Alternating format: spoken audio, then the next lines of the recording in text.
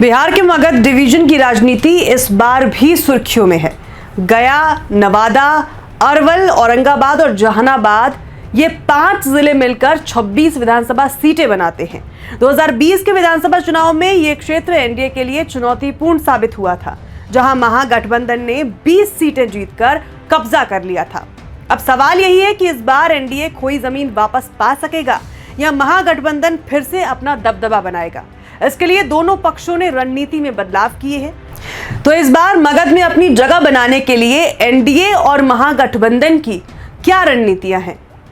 क्या कौन कौन से नए उम्मीदवारों के साथ ये पार्टियां मैदान में उतरी हैं? पिछली बार हार में एससी वोटों की दरार को एनडीए कैसे भर पाएगी, ये बताएंगे आपको इस वीडियो में। नमस्कार, आप देख रहे हैं YBN बिहार झारखंड और मैं हूं आपके साथ अंजलि चौहान। एनडीए ने कई पुराने उम्मीदवारों को बदलकर नए चेहरों को मौका दिया है। लोजपा आरवी को 6 सीटें दी गई हैं। बोधगया, शेरघाटी, नवादा, गोविंदपुर, मुखदुमपुर और ओबारा।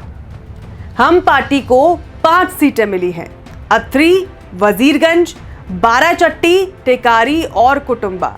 इन बदलावों का उद्देश्य साफ है, पिछली हार की वजह बनी असंतुष्ट और टूटे हुए वोट बैंक को दोबारा वापस जोड़ना।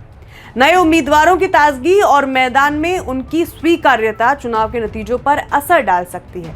लोकल नेता जो पहली बार चुनाव में उतरे हैं, उन्हें जनता से सीधे संपर्क करने और अपनी पहचान बनाने का मौका मिलेगा। इससे न केवल एनडीए के पुराने वोटरों को जोड़ने की कोशिश होगी, बल्कि नए पीढ़ी के मतदाताओं को भी अपने साथ जोड़ने का प्रयास किया जाएगा। मगध डिवीजन में एससी यानी अनुसूचित जाति वोट बैंक की बड़ी भूमिका है।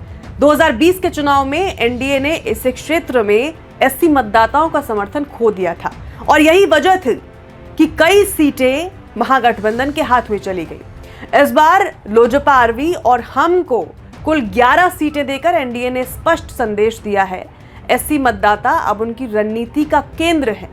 लोजपा और हम दोनों ही एनडीए के एससी चेहरे माने जाते हैं और इन्हें मौका देकर एनडीए ये उम्मीद कर रहा है कि ये वोट बैंक वापस आएगा।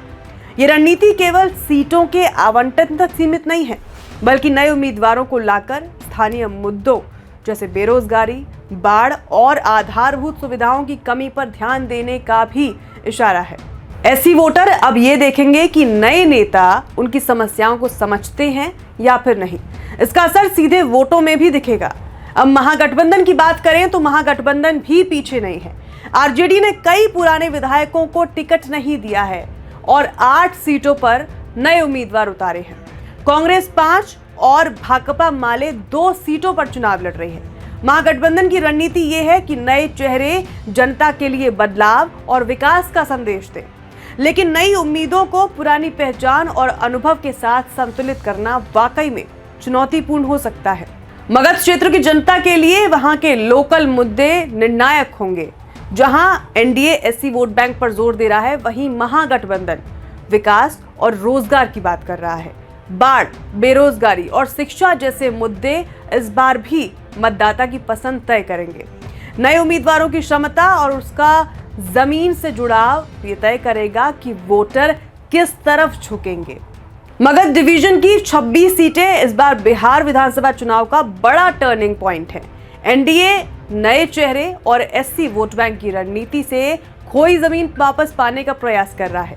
महागठबंधन भी नए उम्मीदवारों और विकास पर जोर देकर मुकाबला कर रहा है। अब देखना यह होगा कि जनता किस रणनीति को तरजीह देती है, पुराने अनुभव और वोट बैंक की वापसी या नए चेहरे और विकास की उम्मीद है। 26 सीटों का ये मुकाबला तय करेगा कि मगध में सत्ता किसके हाथों में जाएगी और बिहार की राजनीति की दिशा क्या होगी। फिलहाल इस रिपोर्ट में इतना ही। बिहार चुनाव से जुड़ी बाकी सभी बड़ी खबरों के लिए देखते रहें YBN बिहार झारखंड। नमस्कार।